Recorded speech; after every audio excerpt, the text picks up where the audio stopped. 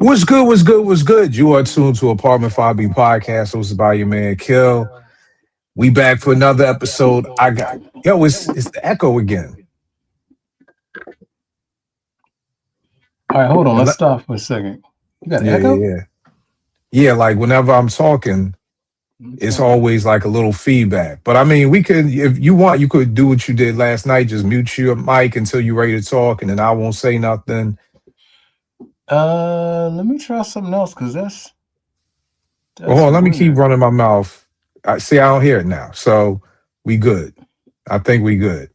Are we good? Okay. I Yeah. turned I If turned not, the speakers completely off, so we shouldn't all hear right, nothing no on the doubt. speakers. All right, let's rock. What's good? What's good? What's good? Yours to Apartment 5B podcast hosted by your man Kill. I got my brother. This is the closest thing I got to a brother right here. This Indeed. guy right here, known him since ninth grade, Lincoln All Motivation, going back to what's that, 1990? That's Woo. crazy. Morgan Mm-hmm. State, all that good stuff. My brother Eb, what's good, bro? Peace, peace, peace. What's going on, good brother? It's a pleasure to be here. Always chopping it up with you. You know, I always live for these moments. So yeah, I'm good. Yo, you be killing me with this be here shit. You have to own it, nigga. You own you Look, in the I apartment. can't So claim it, man, because you is the reason why this thing still goes is because of your consistency, your determination, and your ability to see the long run. You know what I mean? I'm on the West Coast, so my time frame is always off, and I can never really make the shows the way I wanted to, because of just being a dad and a husband and all like that. But honestly, outside of that, still the world should know we would not have a writer's bench.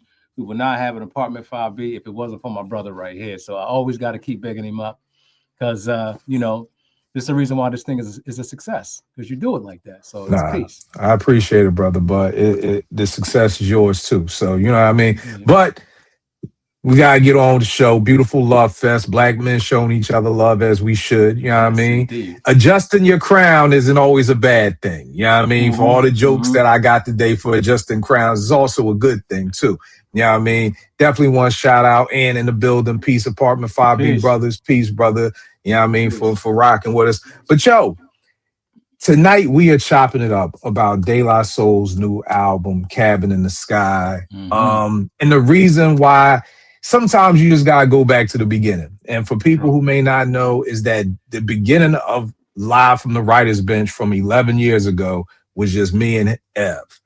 Me and Ev just being in a place in our lives. Bro, I don't even think you was married yet. I know you didn't have kids. Wasn't Yeah, you weren't I wasn't married. You didn't married have yet. I ain't kids. had no kids. None of that. I wasn't no chief of staff. So Mm-mm. nigga, we had time. Me and that be on the phone for 3 hours talking hip hop Mm-hmm. in the middle of a Mm-hmm. Monday afternoon. You know what I mean? So it started from this. It started from me and him. So anybody who rocks with Apartment 5B, you know what I mean, knows that it really all started from Live from the Writers Bench with me and this guy right here. And we had to take it back to that. Again, shout out Ant. Last night was incredible. Prayerfully, Peace, peace. tonight will be dope too. Here's the thing with me being Fred Flintstone. I ain't know nothing about this live streaming. Now I'm addicted to it. I'm like, bet, oh, there's a way to get people to chime in while we rocking. That's Like, oh, dope. that's a beautiful thing. That's So dope. definitely wanted to throw it back up. Spence is in the building. My man Spence, very dope brother from Philly, comes down once a month from Delaware, drives from Delaware to DC to volunteer with my teens in my studio. So definitely shout out to you, Spence. But yeah, we just had to take it back to the beginning, just me and Ev. Um, and through the biggest reason for this is that I know Paz is one of Ev's favorite MCs. You know what I mean? So I really just wanted to. This is gonna be a review of the album, how we feel about it, but it's really me trying to get into Ev to try to figure out what the fuck Paz is doing. Like what, like you know how somebody got the tiger style or the scorpion style. Like I don't know what style Paz has. So, you know, we're gonna be going into that and everything like that. But Ev, let's set it off, bro. What were your expectations when you heard, you know, Mass Appeal, Nas is coming, all these features, and you saw De La Soul? What was like your first, you know what I mean, reaction for that? My first reaction to hearing the De La album, I wasn't, I want to say I was skeptical. I was hesitant because a lot of times, we have these albums after people pass, and it's usually verses that were throwaway verses. It may have been tracks that never made the cut. So a lot of times you're getting like sometimes B level kind of stuff. And Right. so also, if I can add, sometimes I have issues with it because there's a reason why before these artists passed away, why these particular things didn't make it. And I'm a person who believes if the artist themselves didn't want this particular thing out, then we shouldn't put it out because there's a reason why Right. they didn't want it out. So I wasn't sure how to play it. You know what I mean? I wasn't sure how this thing was going to work. I didn't think it was going to be bad, but I wasn't sure of the expectations because De La, you know, De La will give you some hot, and De La once in the blue, they'll give you a dud. So the last one to me was a dud. I wasn't really feeling it. And this one has knocked down so many barriers. So my initial thing was concern, but a little hesitation, but still open to seeing what the possibilities were. Right. And I think it's similar for me, like with you, because the first thing I saw was, ain't Dave dead? Like, Right. we got y'all, Nas, you Mob, P's dead, Big L, he's dead, like De La, he's dead. It's like, yo, what's this? So again, my initial reaction was that. It was similar when Cat hit me and was like, yo, you excited about this Calm Pete Rock album? And I was like, I'm only gonna be excited if they in the same studio working on the music together. Right. If Calm is acting in some movie and he's writing rhymes in between takes and Pete's just so when word got the ear that like, yo, you know, Calm live in New York again. Like, he hit the studio every day with Pete. I got excited. And similar, I was kind of like, yo, I remember a while ago, Pete Rock and Premier was supposed to be producing an entire De La album. And I mean, we talking 10, 12 years ago. So that definitely had my interest peaked from back then. Like, word? Like, oh, a Nas and Premier. Like, I'm not Nas Premier, it's still stuck from yesterday. A Pete Rock Premier produced. Because one, I don't think those two have ever produced an album. Like, just Dolo, like the both of them. Like, I think the closest thing we got was the actual 12-inch, because you had All City had the actual, the A side with Primo and the B side Priceless with Pete. Like, you know, or they've done, of course, Illmatic, you know, Pete got a song, Preem, but it's never been a whole album, just the two of them. And then it's De La. So I'm like, oh, yo, it's gonna be crazy. So I was like, if some of those joints made this album, this, you know, I could definitely be excited for that. And I think somebody told me like, yeah, it was. And then when I started to see the track list, I'm like, wow, okay, so I think Pete did like 4, maybe Preem did 3, or you know what I mean? So that's kind of what got me excited. So tell me this, bro. The first time you spun this album, and I know you're a Nas fan, I know you're a fan of a lot of MCs, but this is what I wanted to know from you first and foremost. This is when I was like, bro, I don't care what time you call me and talk about this album. And Ev called me at 3:47 in the morning, and I just literally went to sleep. Like, nigga, normally, like, I must have just gone to sleep at 3:30 because normally I'm up. But I had to know, out of all the albums that dropped this year, what you felt about this. So what was your first initial feeling of the De La once you heard the joint? Wow. I was the funny thing about this, when we talked, I think it was around Thanksgiving, I believe. And I was at my in-laws, and they have a little, like, they got a little balcony. So I was out on the balcony going through it.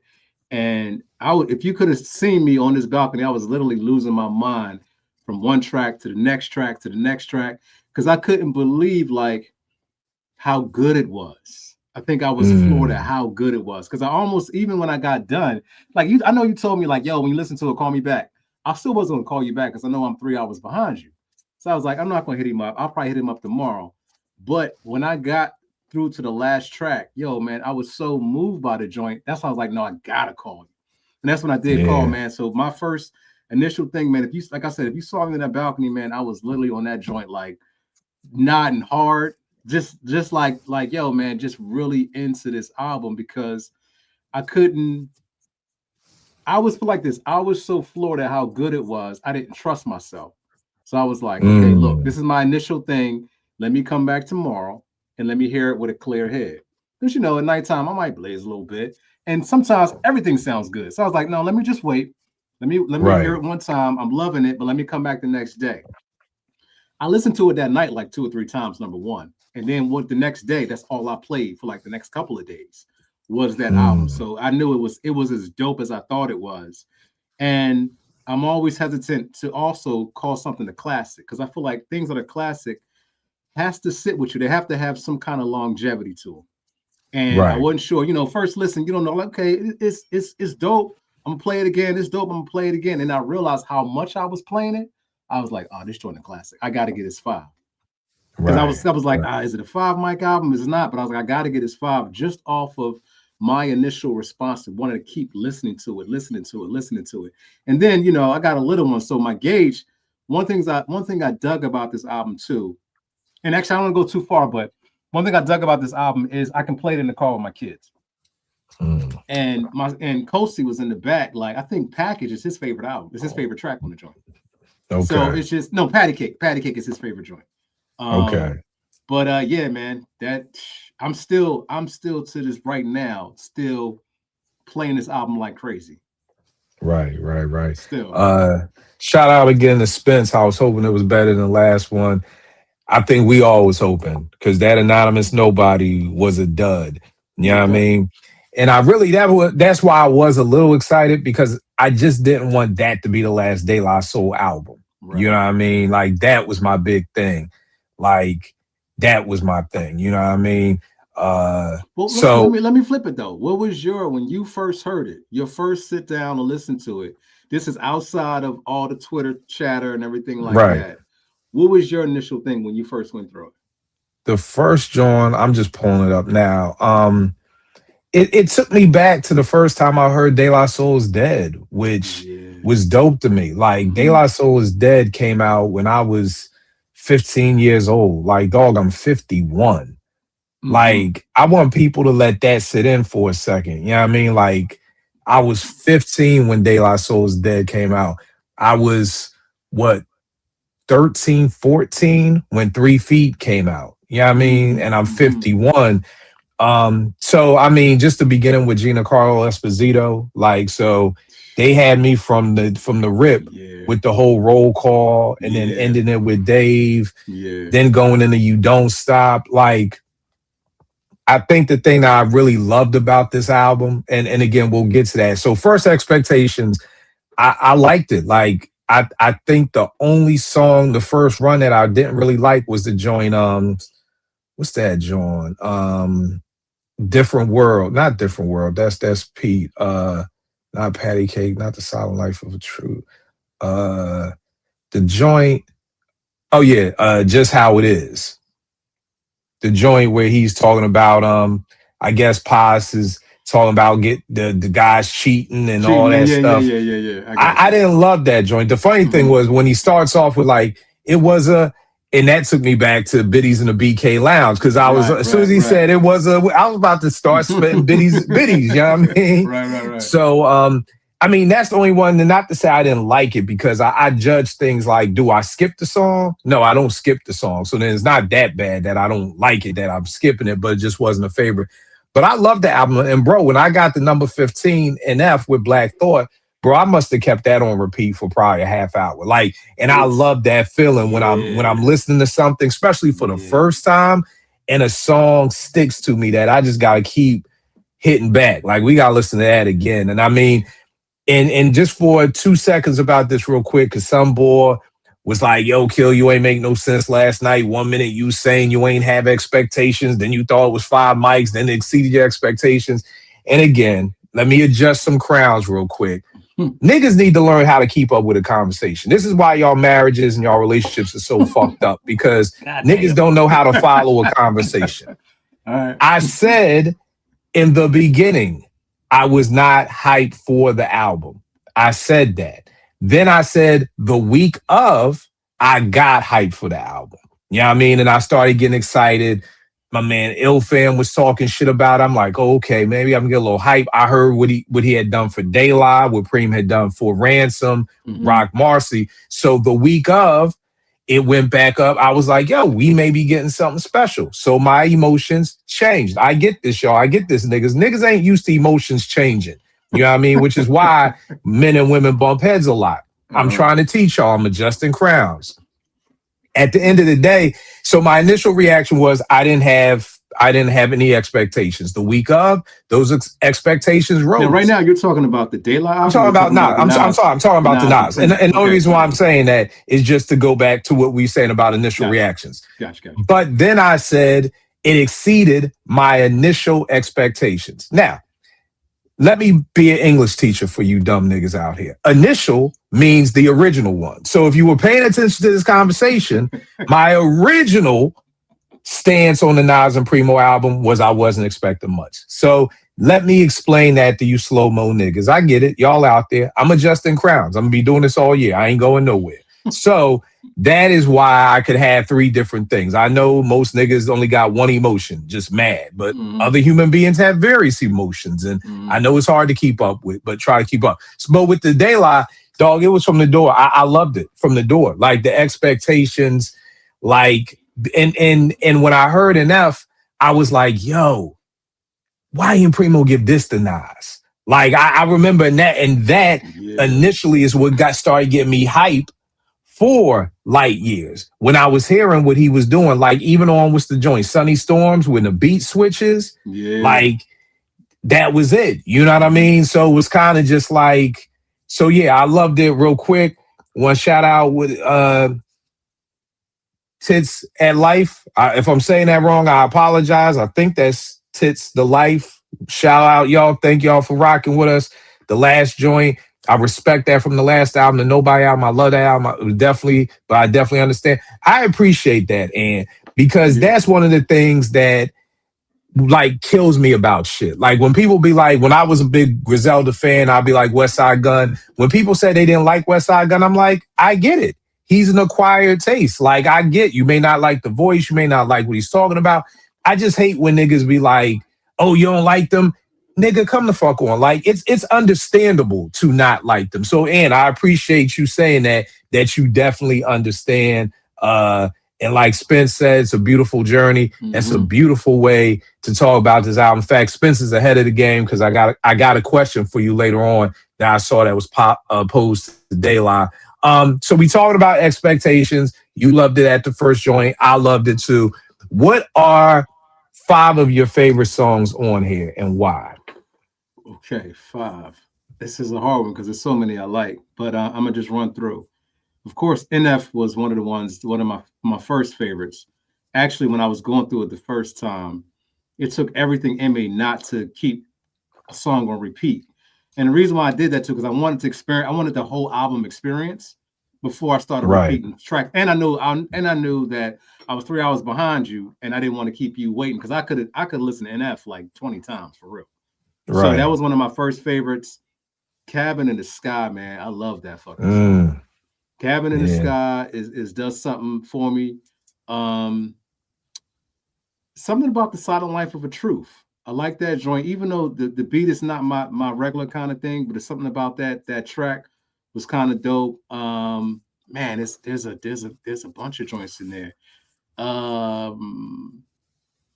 Yours was another one that I was digging on.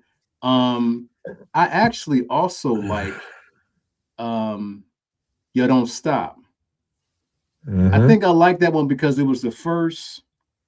We had the intro. The intro, I don't know about y'all. I'll actually to say the actual intro was one of my favorite tracks because of how they did it. And when I first heard it, it made me misty, man. It made me misty because I knew, and the thing is, you knew where they were going. You knew where they were going, but still the way that they did it, the way that it was done in a very like tasteful manner. And when you get to You Don't Stop, it's like, okay, now what is this De La sound? Now we all know that Dave is not here. We know we got Pos, we got Mace. What is the De La sound going to be? And I feel like the way that Pos brought us into this album with that first song was just excellent. It was like he just set us up for a great project.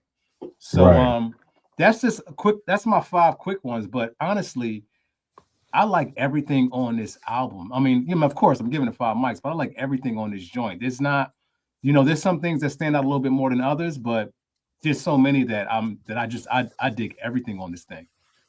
Right. Nah, I mean, I'm a lot. We got a lot of same joints, man. I ain't gonna hold you, man. The package, man. I love that, man. Like Hmm. to me, that's just the perfect song, and I think I love it too because it's one of the few songs Dave is on this album. You know what Right, I right, mean? right, right, So right. it's one of the few songs we get with Paz and Dave on it. I thought Pete killed the sample. I mean, we got who sampled y'all, so it ain't no more sample snitching. It's Hmm. an old impressions sample. And it's one of those things. And Scratch Magazine, they used to ask producers like, "Yo, what's a beat that you wish you would have made that somebody else made?" And I remember the beat miners talking about how they had the Les McCann sample for that Big use for 10 Crack Commandments. And it's like, yo, we had the record, we just didn't know what how to use it. And then you hear Preem doing it, it's like, oh, and it's like, oh my God, I've had this impression album for years. Like, why didn't I hear what Pete heard to be able to use it? I love the beat. That's crazy. Yeah, Again, it's a Cabin jam in the band thing. Sky. Yeah. When I heard that, it was just like, wow. You know what I mean? That was that blew me away. I'm in no way trying to say this, but I felt like I remember hearing it and saying to myself, yo, this could be the new Troy. Like this Cabin in could the be, Sky. It's yeah, funny because it reminds me of Stakes is High. Yeah, okay, okay, I get kind of that Stakes is High vibe, which is on the same level as Troy for me. Like right, to me, right, some of my favorite hip hop songs, Troy, Stakes is High, they kind of wrote way up there, and the Cabin in the Sky reminds me of Stakes is High like that. right. And before people start bugging, I'm not saying it's better than Troy. I'm just saying like the way he was talking about his dad and just Dave passing and everything like that. It was just like, and I'm assuming because I've been watching a couple of interviews and maybe I'm slow mo and they talk about. I'm just assuming that maybe this is what Dave was talking heaven was like a cabin in the sky, or maybe I'm Mm-hmm. assuming that that's where the title comes from. That somebody in their circle called heaven, like it's like a cabin in the Cabin in the sky or Sky. something Yeah. like that. So that's just why I'm saying it kind of reminded me of Troy because it's like, they're giving Davis flowers all throughout the album, but I just felt like on that one, it was like this is their Troy to, the way Pete and CL did it to T Roy. It was like this joint is for Dave. Same thing in F, man. I seldomly Ev, I'm just like you, especially on that first listen. I don't want to keep going back to a song because I want to Right. just listen to Right. the whole album. But and Black Thought spazzed out on that. You know what I mean? Spazzed out on that. Me and Spence was talking about his verse on that. So that was dope. Run It Back, man. I When forgot I about heard Run It Back. Yeah. when I heard Yeah. Run It Back, it was like, yo, what the like That beat is shout stupid. out to Super Dave West, man. I mean Super Dave Super East, man. Dave. Dave West. Yo. It's Stupid too Dave many Daves. West. Dave East is the Right. rapper, Dave West. Super Dave West, incredible job on this album, especially going up against the heavy hitters. Like this dude is in the same room with Knots, Yo, Jake man. One, Yeah. Cream, Pete Rock. And he put his And whole foot in that shit. He yeah, did his damn thing. yeah. And then again, Super Dave West, Day in the Sun, man. I love that joint, man. Mm-hmm. You know what I mean? Which was kind of like the second single off the album. Just love the joint, man. Just love those joints. So those are some of my favorite joints right there. My man and Cabin in the Sky is different. Daylight album because Dave was my favorite right next to Paz. It's sad to make Dave's no longer with us. Was put together. Yeah, nah, I definitely feel you. And the funny thing was is that one of my peoples on Twitter had said something like, it's incredible, last De La Soul album. And De La replied like, our last album, like question mark. Like, so, I know what Pops is like and Mace was saying, like, like they say on You Don't Stop, if we stopped then Dave stops. And that won't be the Exactly. short shot, So Exactly. it's definitely good to hear this. And again, this is one of those albums that keeps calling me back. I Just always on that. Oh, my bad. My bad. no, Go do ahead. you think? I was No, on you that got on that note, on the Dave note. One thing I have to mention, man. It felt like I don't know how they recorded this album. It felt like, and it's crazy because I was talking to Q and I was like, "Yeah, man, Dave just passed this year," and he was like, "Dave passed like 2 years ago," and I was like, "Oh shit, yes, that's right, he did." It sounded like Dave was right in the studio with them recording. I'm sure he was at some point, but it felt like, I don't Right. know when they recorded this joint, but I'm thinking the last 2 years, it felt like Dave was like, I don't feel like they had to go and grab Dave vocals and put it to the right beat and nothing like that. It felt like Dave was right there through this whole process. So I love the way that, sonically, and it's just a shout out to the mixing engineer who actually, or the editing engineer who actually put this thing together. Man, they did a really good job on making Dave sound feel like he was in the room with them the whole entire time. Yeah, again, I don't know what I would be. I would love to know because it's the same to me with the Mob album. Like Mm-hmm. Prodigy, they made Prodigy sound incredible on this album. It doesn't Mm-hmm. sound like it's no trying to blend the old verses with new beats. It sounds perfect. So we there with that. Let's talk about who do you think was the dopest guest? Because we got a lot of dope guests on here. We got Common, we got Killer Mike, we got, what I mean, who else is on Nas, here? You got Nas, you got I said Common, you got Q-Tip, Tip, what I mean? Tip. So you got a lot of features on here and in a good way, not in a bad. Mm-hmm. I didn't feel like Mm-hmm. anything was rushed, anything was No. forced, anything like Mm-hmm. that. So who was your favorite feature on this joint? Hands down, Black Thought. Hands down. Thought's verse is so stupid on NF. That Yeah. and the thing is, I love the fact, I don't know if Pos and Thought ever did a track together. They might have, I might have missed it somewhere, or it might have been something from way back in the day. But to put them two cats together at this level, this stage of the game, where they're at lyrically, and I think this is kind of like what I was kind of touching on with the Nas and Primo joint. Like, if your pen is still good, your pen is still good. And these two MCs are two of my favorite MCs, right?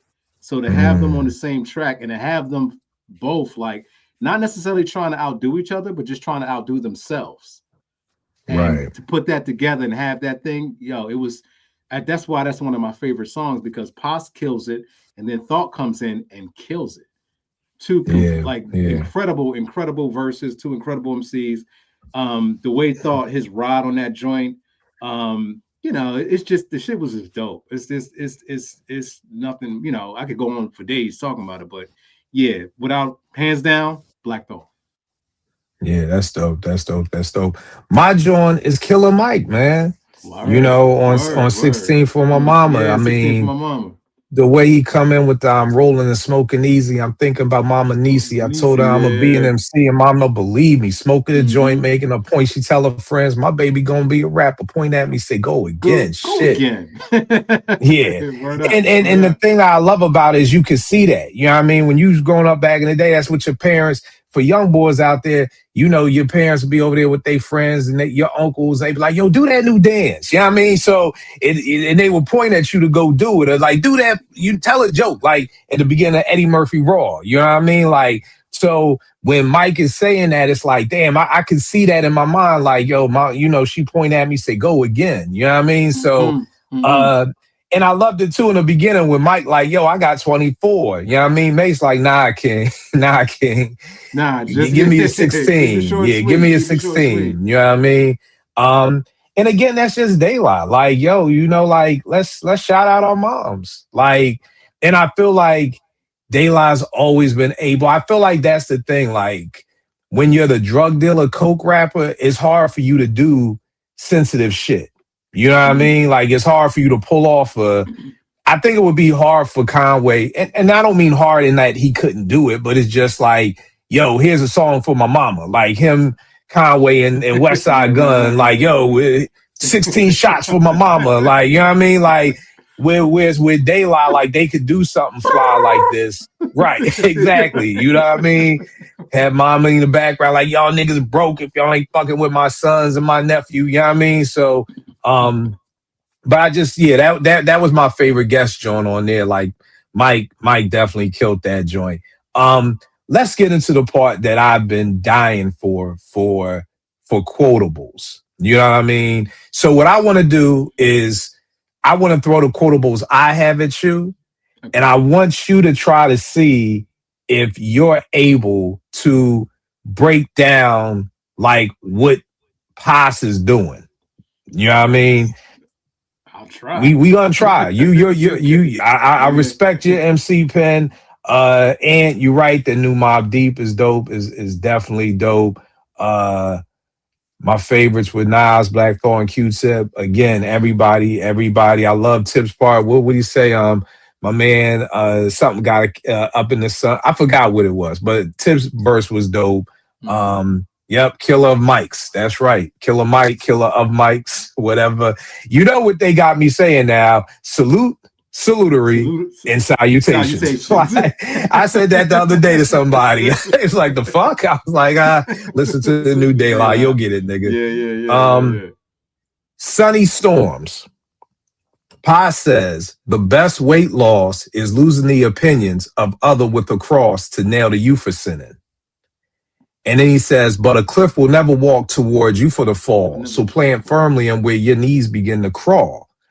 And it was funny because I'm playing it for T and I'm like, it's almost like, is this nigga dyslexic? Like, because I feel like the best weight loss is losing the opinions of others with a cross to nail to you for sinning. I feel like and I'm not, this is not a bad thing. When I'm saying dyslexic style, this is not a diss, this is not a knock. I'm just saying, I've just never heard. It seems like he almost rhymes backwards. Like, and I feel like somebody else would have been like, they're nailing you to the cross, so just forget about their opinions. Like, I feel like that's the way it normally would have came. But he goes, the best weight loss is losing the opinions of others with a cross to nail to you for sinning. So what is that? Like, but a cliff will never walk toward you for the fall. So plant firmly and where your knees goes to crawl. I feel like a regular human being, and I'm bigging up Pa, so I don't want anybody to think like this. I'm saying he's not down here with us mere mortals. Like a regular mere mortal would have said, don't get too close to the cliff because you may fall. Like, and then Pa says that, and then he flips it into, but a cliff will never walk towards you for the fall. So like, what is he doing, bro? Yo, man, this is the thing with Paz. From what I don't know if anybody can really break down Paz outside of Paz.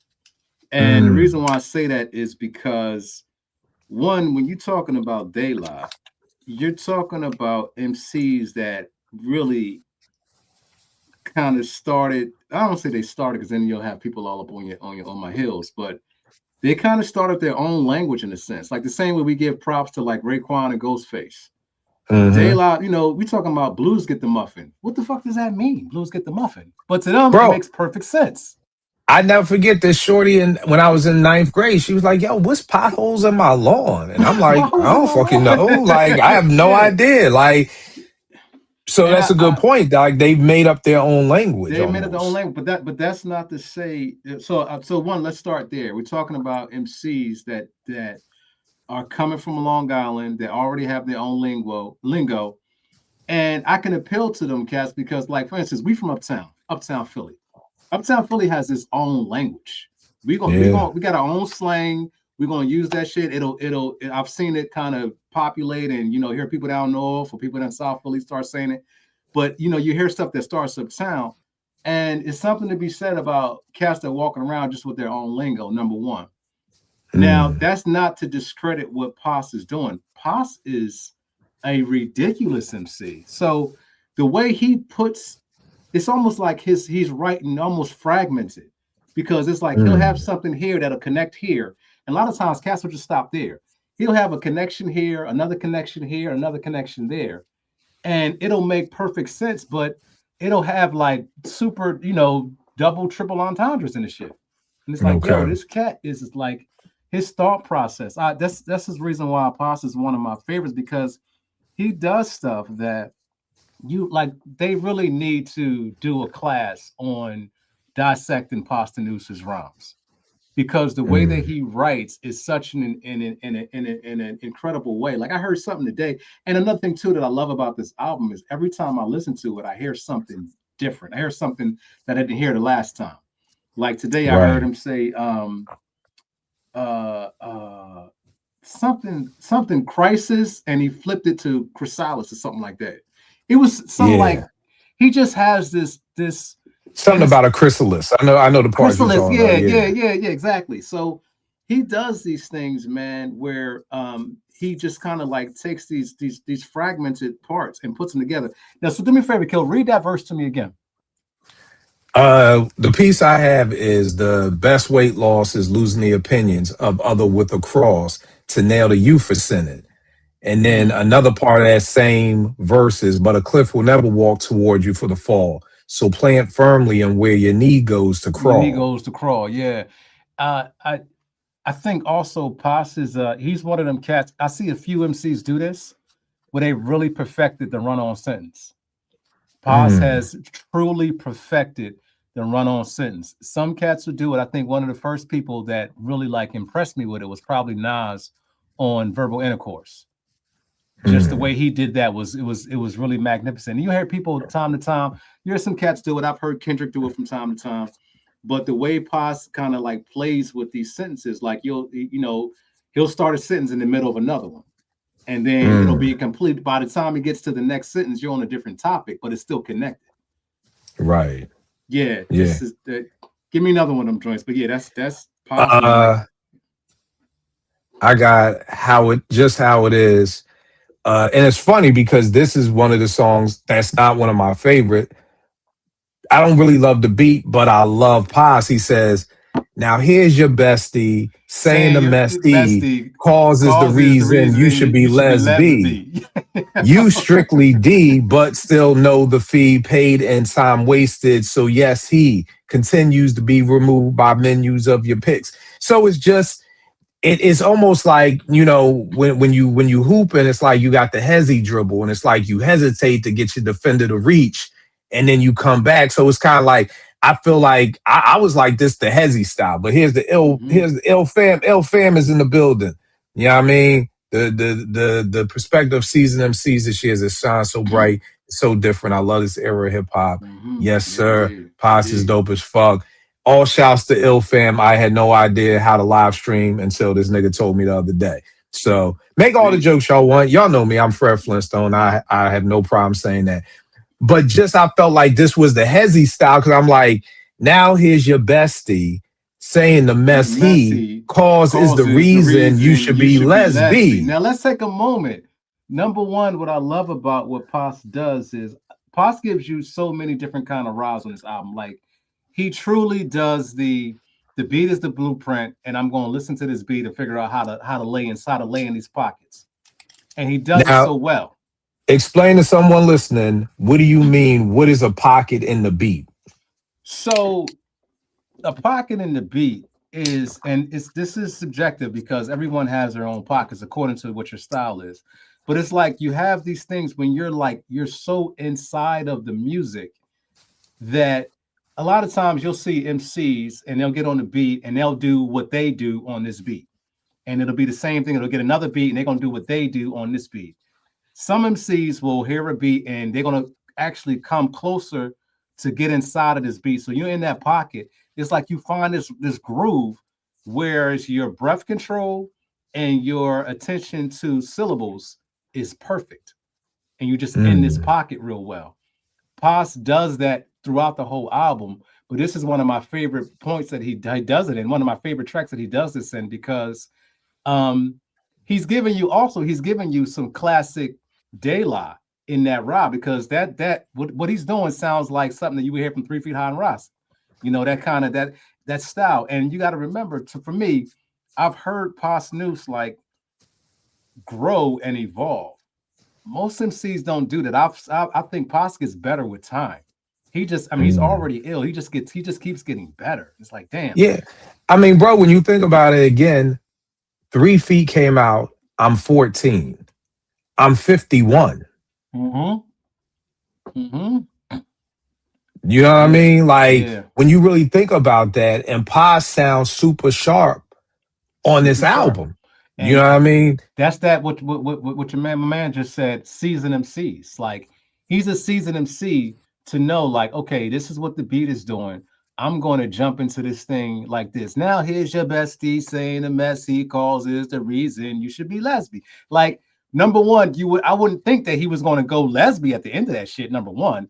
But it's and then what he's saying is so true. It's right. That's the thing. That's so the thing. It's such a true statement. So Right. yeah, go ahead, my bad. And to just cut off lesbian and just say lesbi. Mm-hmm. Mm-hmm. Because it's not like, Exactly. again, a mere mortal would have just been like, oh, now you going both ways because of this. Or but I just feel like you give Paz what a normal mere mortal would say, he's gonna take it and do this And do with it. something different. Because some MCs would have went lesbian. They would, they'd have broke it up. They'd have figured out how to to be, politically, well, not politically correct, but just English wise correct in saying the thing. But no, you just say lesbian. You know what I Right. mean? It's just, yeah, man. Actually was one of my favorite verses right there. And I like shit when people say that just like tickles you. Like, oh man, that shit it was so clever. I'm just gonna laugh at it. I still laugh when I hear it. I know it's Right. coming, but I'm still gonna chuckle when I hear it because I think it's just a clever way to do it. Right. And then the second part of you strictly D, but still know the fee paid and time wasted. So yes, he like it's not just so I for Yeah. people watching, this is what Ev is talking about the pocket. It's not just like it's not like somebody just saying you strictly D, but still know the fee paid and wasted. So yes, he it's the way that he's you strictly D, you strictly. So it's still with the D. So strictly is rhyming with the D that's going back to lesbi. So you should be lesbi. You strictly D, but still know the fee paid and time wasted. So yes, he. So it all goes back to the lesbi. Here's your bestie saying the mess he causes the reason you should be lesbi. You strictly D, but still know the fee paid and time wasted. So yes, he. And So then goes into a whole nother sentence. He went from giving you a visual of a conversation between two females to an internal conversation to the actual chick herself. Like, oh yeah, well, yeah, my girlfriend's telling me I should be lesbian, but I'm in the end of the day, I'm not because I'm into guys and shit like that. Like he's like the way he tells a story, he can zoom in and zoom out so quickly. Yeah, yeah. Like Ann said, Pops got that style flow in his own different ways, bro. You ain't never lied. The next one is the package.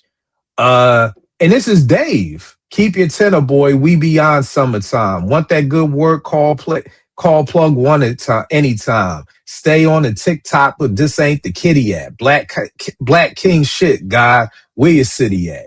Yeah. And that just stood out to me when he was just like, stay on the TikTok, but this ain't the kitty app. And I think for me that resonated because people like, yo, Kill, why you ain't on TikTok? And I know TikTok has grown, but TikTok to me was just, I work with teens. So that's always my kids doing dumb dances and stupid kitty shit. So when he said that, I was like, my nigga, like that, stay on the TikTok, but this ain't that kitty app. I'm like, yeah, like, you know what I mean? Now, I know we're giving Paz all this love, but I'm about to switch it up on you. Yeah. Okay, because I was going to say, the funny thing is Dave was always my favorite MC in De La. Okay. And I think me just being a civilian when it comes to MCing, I really didn't see the difference until probably you or somebody else who's like an MC broke that shit down to me. And I want people to understand that because I know in hip hop, we all want to have the same opinion. And to some extent we do, but the people who do the craft do it in such a way, especially people who I respect and do it in such a way, you hear things differently. My mother's a saxophone player, so trust me, you could listen to Coltrane and she's going to listen to Coltrane. I promise you, she's going to hear things you don't even grasp onto. Not saying you can't catch the bulk of it, but you're probably not going to catch all of it. Which is why I love having this conversation with an MC of Am's caliber who I respect so much.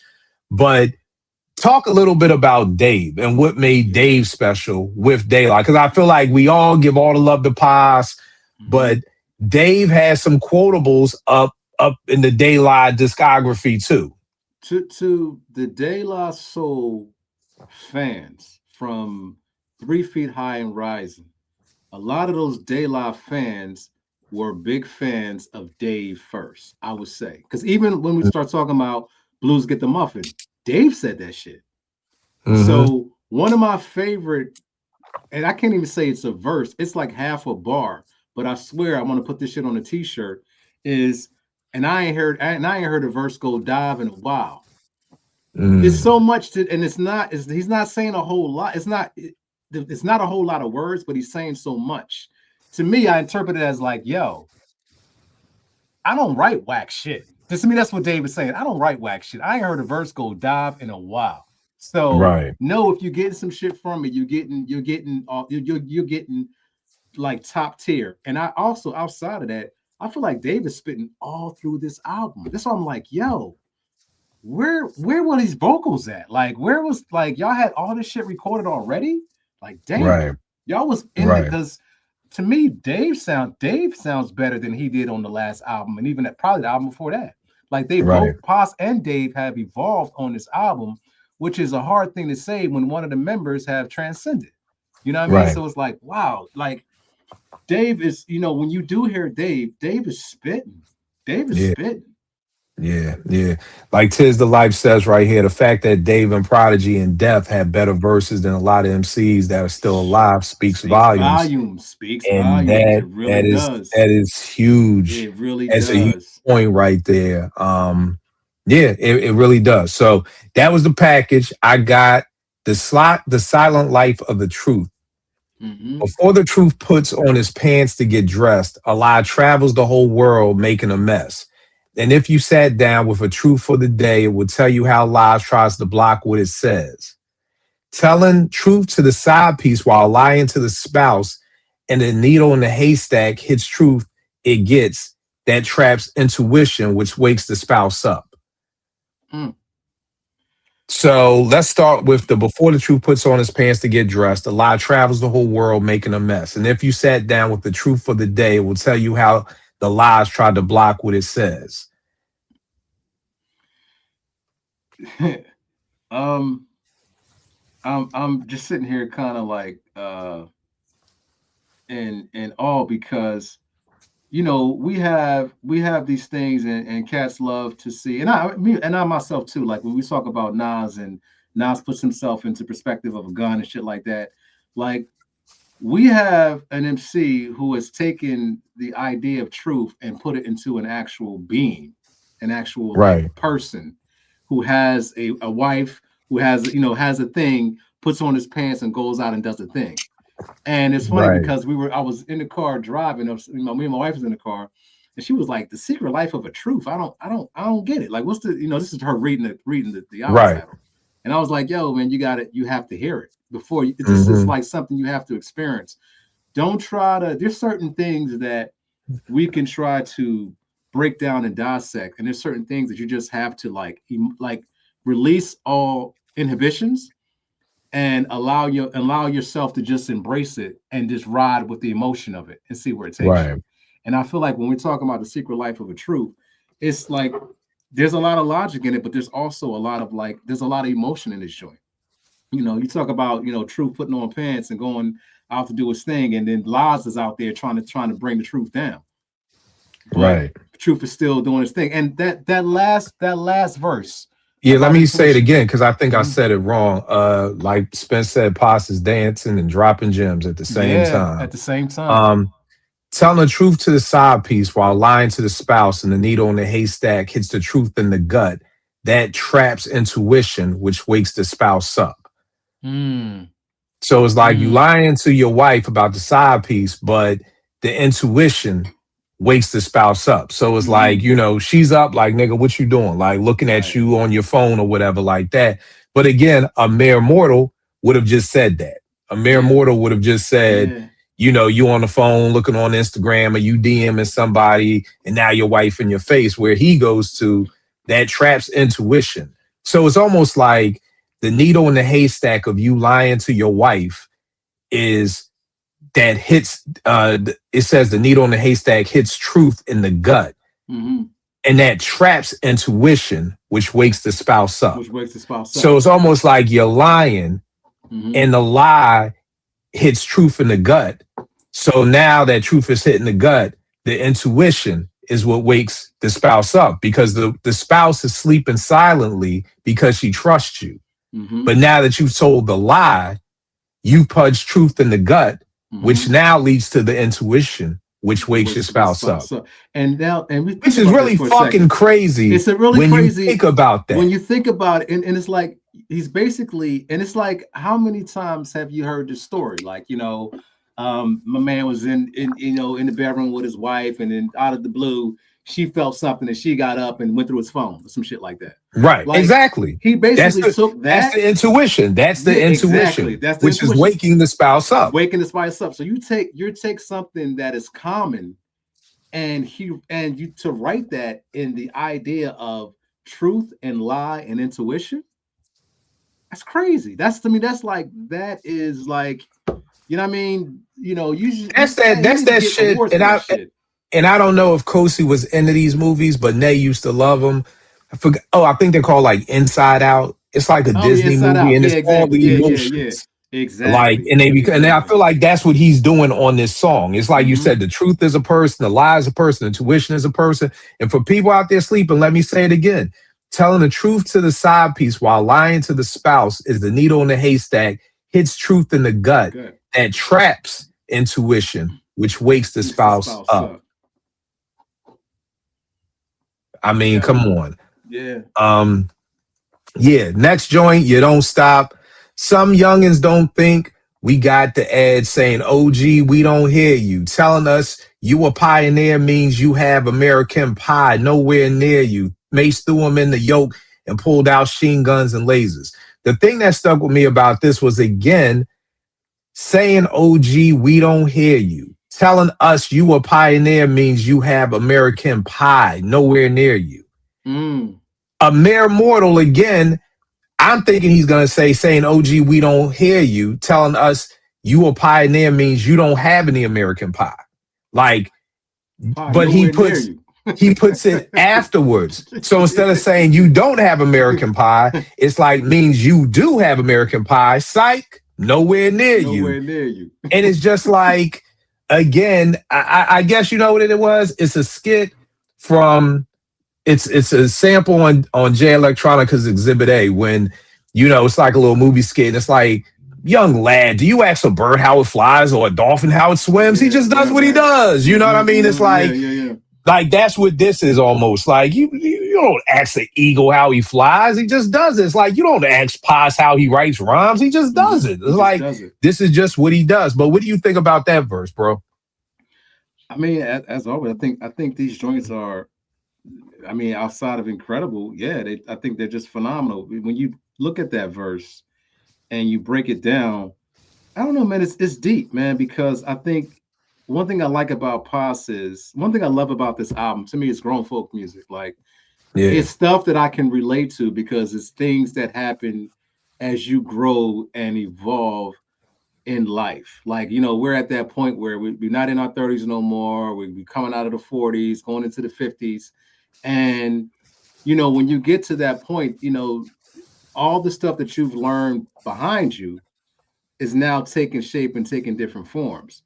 But, you know, you try to, you know, sometimes you can tell some of the young cats some things, sometimes you can't. And the fact that, you know, Paz is talking about himself as an OG, you know, I mean, they've been in this industry for a very long time. Right. And it's not the first time that he's kind of like, you know, talked about or spoke to the fact of him being an MC in this industry for a very long period of time. So, you know, he's laid that out before. But the fact that you're like, yo, man, OG's like, yo, you got that pie nowhere near you. And in his mind, he may feel like that too. Like, yo, you know, we don't really have the American pie. That's not part of what we have right now. But we do have is we still have De La. We still have what we do and what we're connected and committed to. But it's I love the fact when MCs give perspective outside of their own. You know what I'm saying? I think that says a lot. Like, you know, he can go, and anybody can go and say what they feel that people think about them, but to actually say, look, this is what the young dude is probably saying about me, it gives a different perspective of yourself. And it's like it's almost like looking in the mirror, and you're seeing what you think is good and what you think is dope about yourself, but you're also hearing what naysayers, what other opinions are speaking to you, but you're not, you know, you're accepting all that at the same time. So yeah, you know, I think it's I think every track on this album has a quotable verse on it. Yeah, yeah, yeah. Every single one. And the last one, and then I want to hear yours. And this is one of yours probably because I heard it. And this is what I mean when I always, say I'm always listening to the beat first, second, third, fourth, fifth. Mm-hmm. A lot of lyrics may go over my head. You know what I mean? Mm-hmm. Because I'm listening to the beat. So it may take me time to get to the actual lyric. And you brought this up on NF when he says, I suppose when they were kids and watched cartoons and flew around the room with that man, like that man from Krypton. As they Krypton. got older, you know how some do, they separate the red and blue and get their Get their Bloods and blood and Crips Crips on. on. Ooh. So let's look at that lyric. I suppose when they were kids and watched cartoons and flew around the room like that man from Krypton, of course, Superman. Superman. As they got older, whose colors were red and blue. Red and blue. So as they got older, you know how some do, they separate the red and blue and get their Bloods and Crips on. Talk about that. Man, that I didn't hear that verse the first time I heard it. I heard the second time I listened to the album, and I was like, wow, it's so true. Like as kids, man, you're innocent and you just want to be a part of something great and be a part of something that's incredible and be super in that kind of a way. And and we all do that. You little kid, everybody at some point in time wanted to be Superman. He was a dude, he was strong, he could fly. Everybody, you have all those things. So for an MC, and this is the reason why, man, I love talking about MCs and really want to, talk more to them directly. But as an MC, to see that and to go to kind of zoom out and you get older and all of a sudden now these colors that brought you so much joy as a kid and so much imagination and just allowed your mind to go to that place is now, if you're into the gang shit, now these are the things that are now bringing anger, violence, frustration. It's a really wild thing to see how a young mind that's uneducated, and I don't mean that in school sense, but uneducated on just life. And then you get older and the things that you used to love are now the things that bring forth hate. I think that shit is, I think the verse itself is so complex. Especially for me being out here in LA and seeing seeing the Bloods, seeing the Crips and stuff like that. And that shit really hurts my heart. But it is, it's a reality for them, but it makes me wonder, what was their childhood like?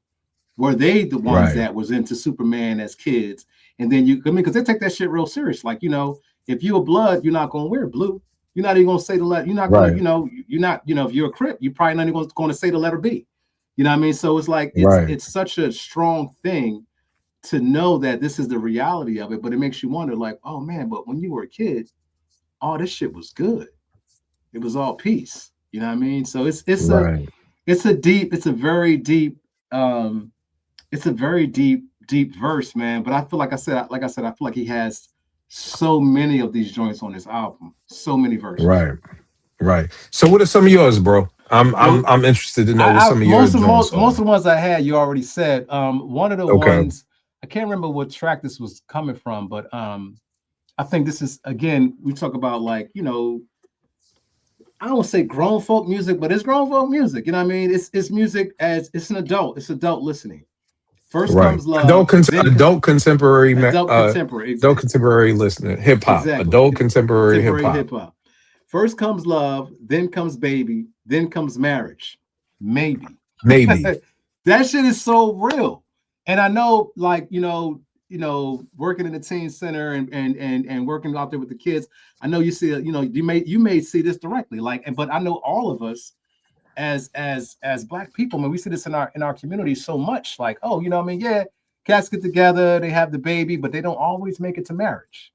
So that first comes love, then comes marriage. No, it's flipped around. So the fact that he can see that and flip it in a certain kind of way, and it's so true. It's not like he's reaching for things that may or may not make sense. Like, this is an actual true statement, and the way that it's written out, to me, is just incredible. First comes love, then comes baby, then comes marriage, maybe. Right. It's funny, man. Way back, maybe like 2002. I was in Potomac Gardens out here in DC. It's a project. That's the first projects I was in. And T came to work with me one day, and one of the mothers was like, "Oh, is this your baby mother?" I was like, "Nah, this my wife." Yo, the look on her Oh, that. face was like, "Wife." And this is 2002. And I always tell people the hood is only getting worse. So just Mm-hmm. imagine what that Mm-hmm. feels like now in 2025. And the fact that that's it wasn't, "Oh, Mr. Kill, is this your girlfriend? Yo, is this Right. your lady friend?" No, the Is first thing this your was, "Is baby this your mama? baby mother?" Wow. You know what I mean? Yeah. And at the time, we didn't even have kids. So it's not even like I'm in the hood, like, "Yeah, my daughter, woo woo." Mm-hmm. Nothing. But the first thing that you saw when you saw me with another woman was that gotta be his baby mother, which is crazy when you think about it, It's which really is crazy. crazy. It's really crazy, and I love the fact that these are the things that are written in art form for the people to listen to digest the way that we're doing, to have conversations around, and to think about, oh, where are we going as a people? Like, Right. maybe we need to make some different decisions. Like, how do we address what's happening for the generation that's coming behind us? And I Hmm. feel like art is always, people say that art is always the thing that changes the times. It always comes some way, by some kind of way, through art. And I love the fact that we have MCs that are talking about real situations, but are doing it in such a clever and artistic way. So when they Right. say art official intelligence, yeah, that's what that shit is, definitely all of that. Yeah. And like I said, Pos, he just like, he went ham on this joint. And don't get me Yeah. wrong, let me take it back, because I know, again, we're giving a lot of love to Pos. Dave is all woven all through this album, and he is just coming with his own level of things, his own level of understanding, his own level of um of perception, and putting that lens on us as a people. And I feel like De La has given us that for a very long time, and it's great to know that they're still giving us that. Right. Right. Right. You had any other joints left? Do you know what, man? I was trying to find some more. This, like, honestly, we can just put on any song and I can find something. But no, as far as written out, I think the only ones Right. I had is the ones we already went through. All right. No doubt. No doubt. So at the end of the day, I think I know what you're giving us, but for people watching, how many mics is Cabin in the Sky walking away with from you? I don't. I'm gonna start by saying I don't do this. I don't know the last time. Probably the last record that I gave 5 mics might have been 5 years ago. Um, this is, to me, is a 5 mic album.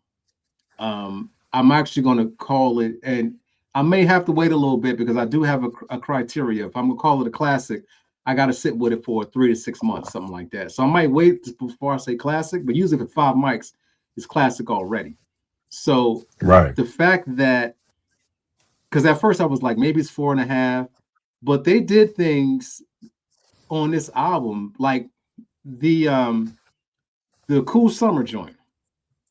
I thought he was gonna Hmm. rhyme on that, and I was like, man, if he rhyme on this joint, I don't. This is not. I'm not feeling that shit.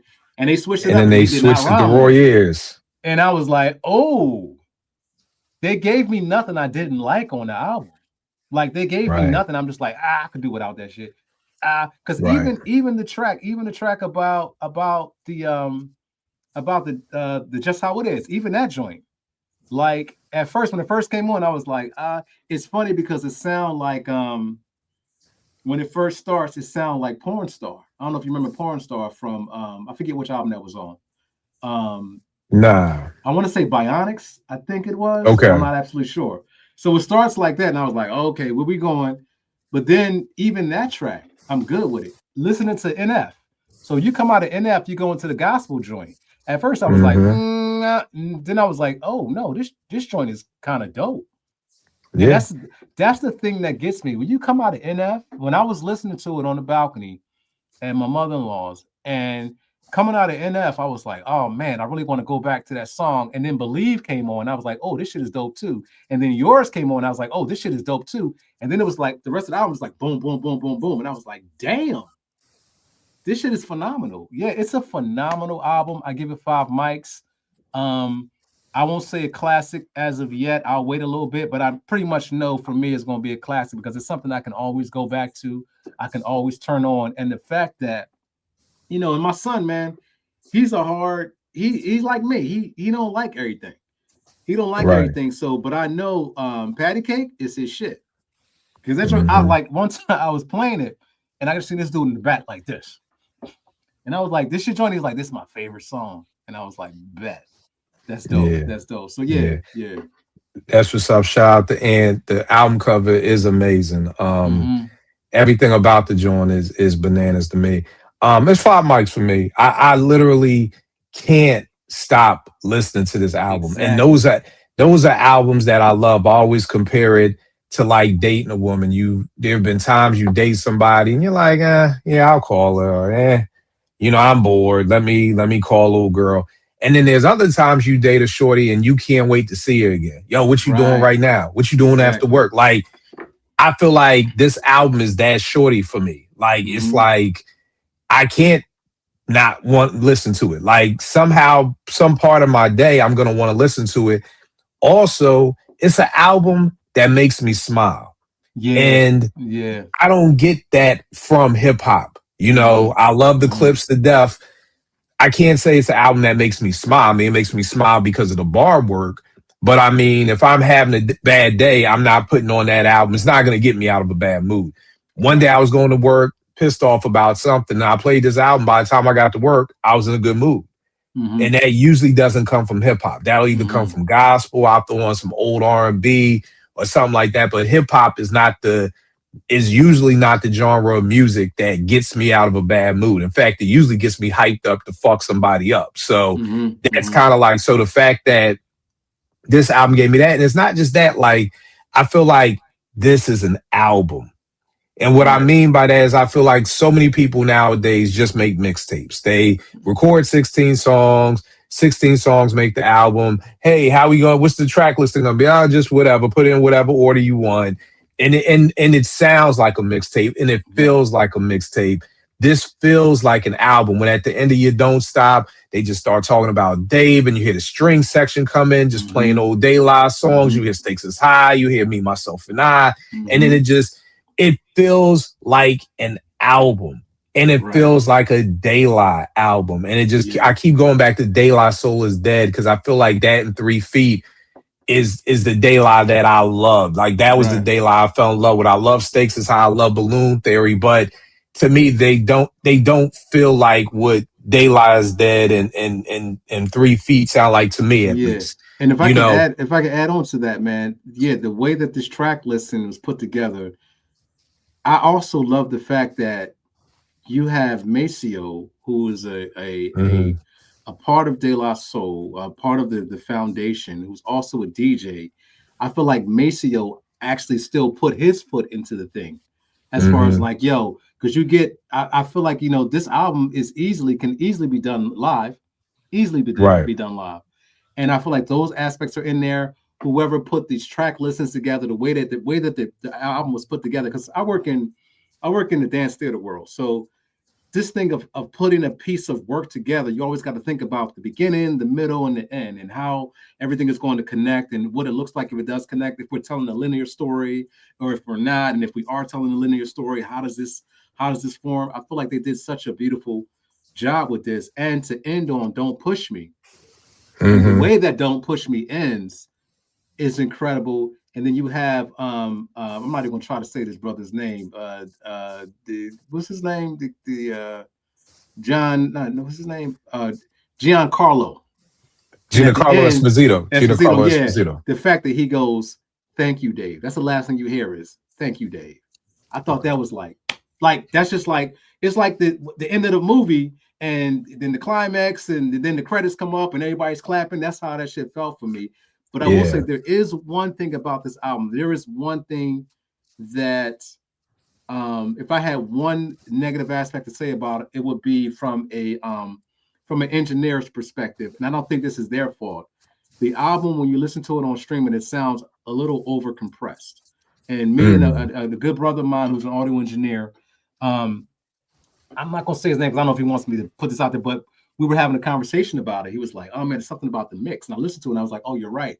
Some of this stuff sounds over compressed, but I think what happens is when you mix a project and then you upload it to streaming, iTunes does its own compression, Spotify does its own compression, and I can't think of the other one. Everybody does their own little Now, Ed, compression. real quick, talk about what is compression for somebody watching. So compression in a nutshell is like if you take the highest point of what I'm saying and the lowest point of what I'm saying, and you try to push it together so they're not that far apart, you get this compression that happens with the signal. And sometimes if something is over compressed, it starts to sound a little distorted. So I think what happened, and the reason why you have compression is because if you're on the mic and you're doing something and you're going high and low, I don't have to keep riding the levels up and down. Like, oh, you're going too hot, let me bring you down. Oh, you too low, let me bring you back up. Oh, you too hot, let me bring you down.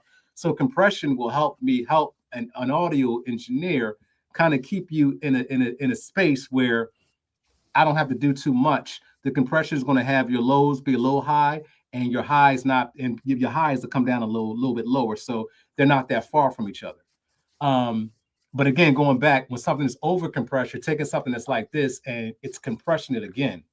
So when that happens, you get a little distortion. And I hear some of the distortion on some of Passa's verses. And I'm like, oh man, why does that sound over like a little? What is that extra compression that's going on right there? Why does it sound a little? It's a little distortion. It's not much, but like I said, this is not nothing that I think was the fault of De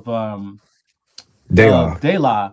I think this has just happened. This is just like what happens with streaming stuff. I know I've uploaded stuff to streaming platforms, and it sounds more compressed than what I would like it to be.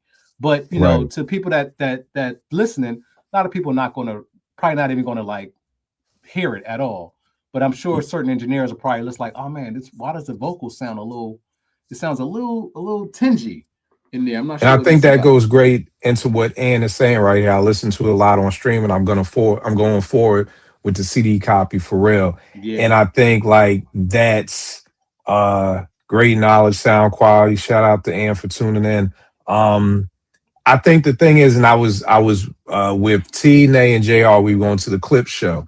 And we were in the whip, and I had I think the volume on my car goes up to like 40 or something. And I had the clips streaming at 30. But then when I put the CD in at 30, it was so much louder, so much fuller, so much bigger. Exactly. And it bugged me out. Like, I know, being with you and being in studio for 40 years, I know what you're saying, but it just still blew my mind. Like, God damn, like the difference between streaming and when people ask me like, yo, Kill, why you still be buying the physicals? And because like better. The sound quality is bigger. The sound quality is better. And I know the average listener, you got to understand, y'all, we come from an era where I grew up with Isuzu Amigos. I grew up with Nissan Maximas. I grew up with Benzie boxes. I grew up where your trunk was rattling. You know what I mean? Where people could hear somebody coming from a block away. Nowadays, music is being mixed to be listened to in AirPods and be listened to MacBook Pro speakers and things like that. And then the average person may not even have and I'm not saying this, but I'm just saying the average person may be on a regular PC. The regular person who just wants to buy a pair of headphones, like you said, Eb, isn't going to hear it. I'm one of those people where it's like, no, when I was getting my car, it's got to have the premium audio system. I cannot go whatever is, if the 8 speakers, what's that one, 17? Give me the 7. I need that model of that car. Even with headphones, I just went out and got some Bowers and Wilkins. Like, I want that, and there's a huge difference. So I know streaming is much more easy. I know it's $9.99 a month and you got access to everything. But if you like my man said, he was going to buy a CD. If you really love the artist, buy the music. I'm not saying to go out and buy everything. I didn't buy everything that dropped this year, but if I really fuck with it, I brought the clips. I got the Mob. You see the Nas and Primo right here. Like, you got to go out and support these artists. You know, you can't complain about there's no good hip hop if you're not going out and the only thing you're doing is spending $9.99 a month on Apple. Like you can't just do that. Yeah, and to piggyback off of that, man, I feel like streaming is, because of the fact, you know, it comes that word convenience. Because it's convenient, we all kind of bought into it because it's convenient and it's easier and you can get everything that you want and you said everything's at your fingertips and stuff like that. But I think we all knew in the beginning of this, one of the things that we sacrificed was sound quality. Yeah. And sound quality says a lot, because you're to experience an album is to experience a piece of, or I think if we look at music the way we go to look at Kayinde Wally, for instance, you're gonna go to Kayinde Wally's show, you're gonna look at the picture, you're gonna look at the painting, you're gonna study it, you'll be like, oh, this shit is dope, oh, this shit is dope. You go into museums, you're gonna look at portraits and do the same thing. We need to start going back to looking at our actual music and doing the same thing as well. Like, let's look at our music in the same way. Let's experience it. And by going and getting something outside of just the streaming, don't get me wrong, streaming platforms are getting better. Are they at the level of analog? No, they probably never will be. They may or may not. I don't know. But it's something to be said about how music is experienced. And I think even to the younger cats, if you're not familiar with the CD, and I get it, like, you know what I mean? You came up, it wasn't no CDs. It was just like, you know, plug, you know, put the earbuds in and call it a day and keep going. But we are sacrificing a little bit of the of our connection to I think our emotional selves, or just in our bodies itself. By doing that, you're missing out. Like you said, when you put the CD in, everything sounds fuller and louder. You hear so much more when you can really hear it the way that it's supposed to be heard. You'll get so much more out of it. So it's just something, and I trust me, I got to work on this myself. I think I have one CD player in here somewhere at this point, because even to this day, it's hard to find a CD player. But I know I still got all my CDs, and I know that the sound quality on the CD is going to be better than the streaming. So yes, support our artists, and maybe we, you know, start looking at music as an experience again, y'all. Like, you know, that's one thing I love about this album is I can put it on. I can start from track 1, and I'll just let it go. And I can't, like, I went, like today, preparing for the show, I had to run to the market. I put it on. I'm listening to it. I was hoping I had enough time to get through the whole album, not because I wanted to do the show, just because I love this fucking album. Like, I don't want to be done before I get home. Like, I want to hear the whole thing. So taking this time, man, to really experience and enjoy music the same way you would sit and enjoy a movie it could be a benefit to many people, man, and to the artists themselves. Let's get back into this form of art when it comes to music. Right. Shout out to Eddie, Apartment 5B fam, Cabin in the Skies, 5 mics to me. Excellent execution on every level, no doubt. And Ev, you made a good point. Physical media, yo, it is crazy because y'all, this is real records. And they're everywhere. They're literally CDs are stacked over here. They're this whole thing over here is all CDs. And I mean, but you know, the thing is that it's like, yo, if you fuck, I always tell people, if you fuck with me, then fuck with me. Right. You know what I mean? Right. Don't say you fuck with me, but I ain't gonna watch your documentary. Oh yeah, I fuck with you, Kill, but I ain't gonna buy that album you just dropped. Oh man, I love what you do for the kids, but nah, I ain't supporting you. Like, you know what I mean? So that's the thing. If you fuck with these artists, fuck with these artists. You know what I mean? All the way, that's all I'm saying. You know what I mean? Like you gotta do that. Thank you, and just and typing in the collection is. It's been collecting, and this ain't even a 10% of this, man. Like, you know what I mean? So good looking for that, for the love for the collection. The thing I did want to say about this album that was crazy to me, I'm listening to it for the first time, Cabin in the Sky, and I'm like, yo, y'all should end the album right here. Like, why is there another song after Cabin in the Sky? But then when I hear Don't Push Me, and it's Dave, it's like, oh, okay. Yeah, I love that shit, man. Yeah, it's like, because I was like, yo, what the fuck? That was the perfect way to finish the album, and it's just like, then that comes in, and it's just like, oh, this is perfect. You know what I And mean? hearing Dave say close to the edge and the way he's an edge like that, it's just still something, man. Like whoever, and I would love to find out if it was just Daylight, if it was just Possum Mason in a room and decided how to piece this album together. I'm curious of all the minds that went into what is this set list will look like? What are these tracks going to be about? How should this sound? How should we start it? How should we end it? Like these are the things that I would really love to get under, man, when we talk about this project, because to me this is it's an art piece. It's an Yeah, art piece. yeah. Shout out to Tis the Life. About cassettes too. You're Yeah, 100% that's right. true. The That's hard part true. is just it's hard to find cassette players. Like I was Yeah. just saying with DVD. My man I was talking to my man Jace the other day. I was like, bro, you gotta go out and get a turntable. You know, because he was saying like, damn, I want to support the artist, but you know, I don't have a CD player in the car. I don't have a CD player in the house. Like we're at a point where mostly almost everything we do is Bluetooth. You know what I mean? So we stream to our headphones. You know what I mean? Like we stream to our Sonos speakers. You know, but there's something about that connection. You know what I mean? There's something about even my new headphones. When you put the cord in and you put the cord in the phone and you put the cord in the headphones, it gets even louder. You know what I mean? Because of the lossless audio. I think this is where I start dipping on tech or audio tech stuff. But just saying all that to say, incredible album. I give it 5 mics. I see me playing this album. And again, this is for me from the show about Nas and Premier's Light Years.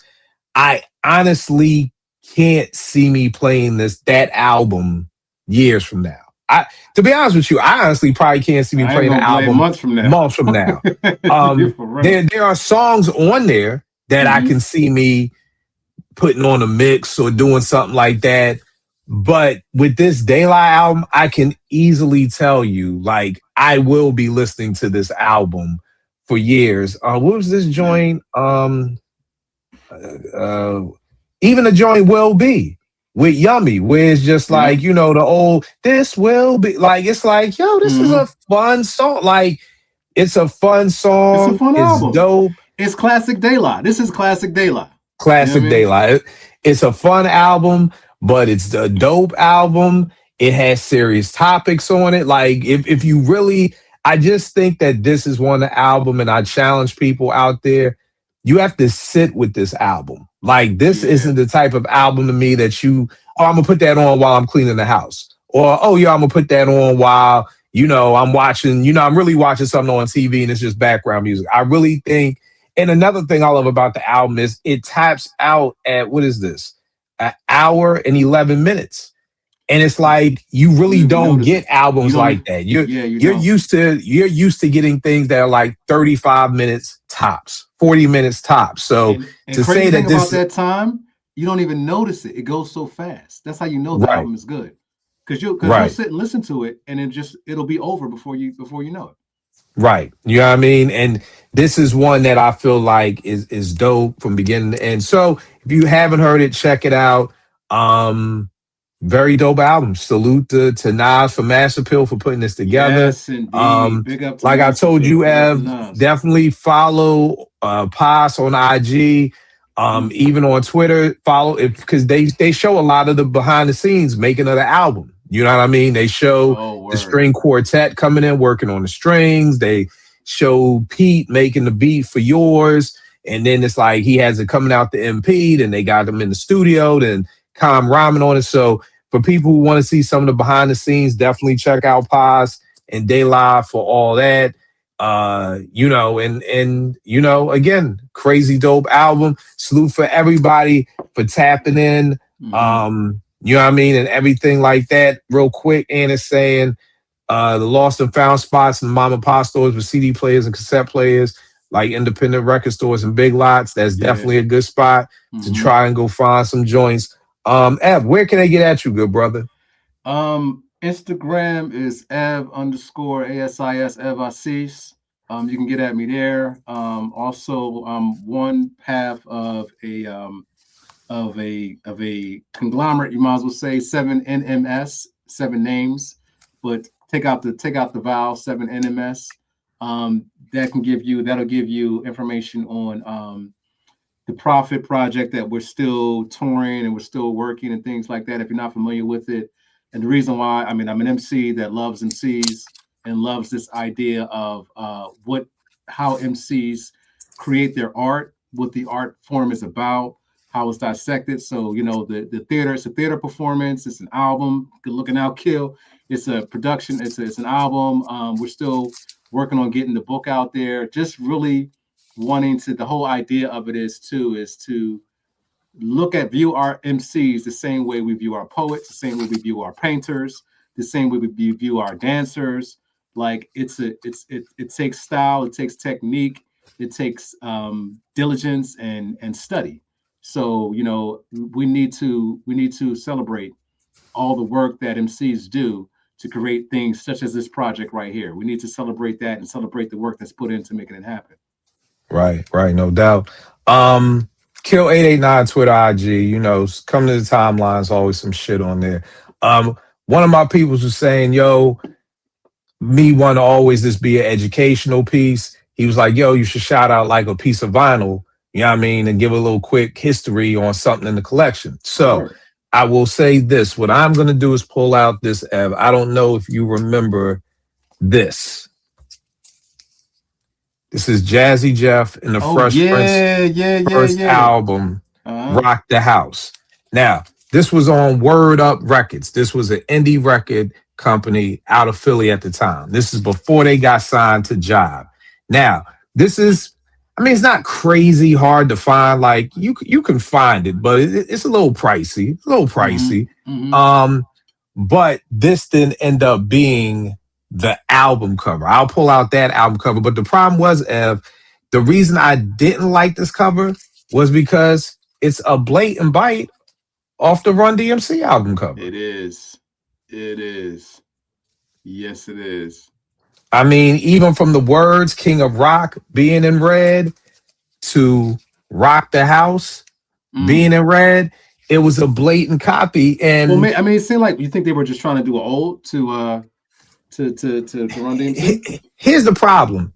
It just came out. Like, we can't do odes to things like, yo, it's too early to do an ode to like Kendrick's Damn. Like, it just dropped. Like nigga, like this would literally be like, yo, we should do an ode. We should do an ode for let God sort them out. Like, no, it's not long enough. I'm trying to find the cover they ended up going with was this joint right there. Once they signed the job, they changed the cover. So this is the cover that most people know for Rock the House, which I thought was whack too, because I'm like, these niggas got a big ass dollhouse. Like, come on, y'all.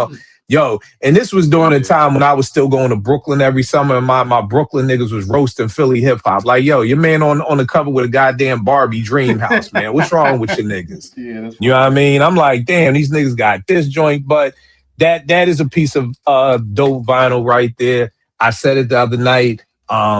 This was it for me and Will right here. This is where we parted ways. This is the album. That's the first one, though. It's the first one. We parted ways very quickly. Right.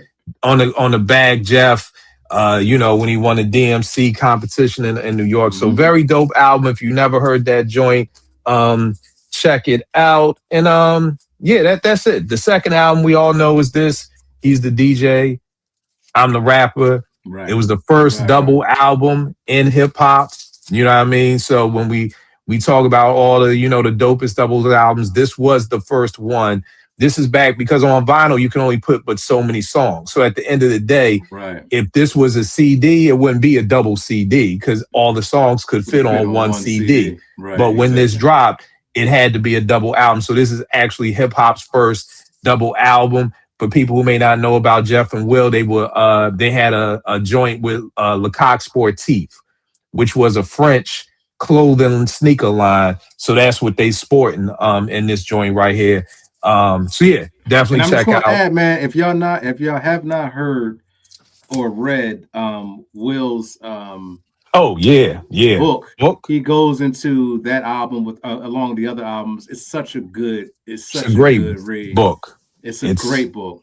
Really great book. It's one of those books that I have when the one thing I'll say about people is when people come to me and they're struggling with things, if you know, and again, niggas know Nays at UMD, money is tighter than tight.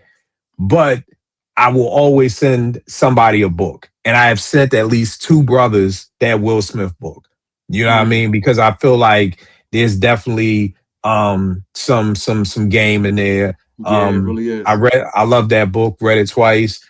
There you go. You know what I mean? Very dope. I have the very audiobook. dope. I've went through it twice. I think I'm gonna do it again. It's one of them things that when you're, you know, you may come to a fork in the road in your life, you can put that thing on and it gives you inspiration, gives you a little bit of clarity, and it helps remind you what your focus is and what the goal is. So, Right. Yeah. I got to big up Will to that book, man. It's a great book. Yeah. Very dope book. I know he was canceled because of the whole Chris Rock slap, but still a good book. So that's it. Y'all know me, Twitter, IG, Kill889. Get at me. And that's the guy right there. He's probably not going to respond because he don't be around, but I'll make sure the message gets to him and everything. Send it to me. Like I'll that. respond. I'll do a better job. You send it to him. We gonna try. All right, good brother. I'm gonna rap with you, bro. Thank you All right, for bro. everybody who's still rocking with us all night. We appreciate y'all. Definitely. We appreciate the love in the chat. Definitely, you know, wanna make this happen more often. Yo, and I gotta send a special shout out to my man Easy, man. Easy had called me a minute ago and was like, yo, Kill, when new albums come out, we should, you know, pop up, do something.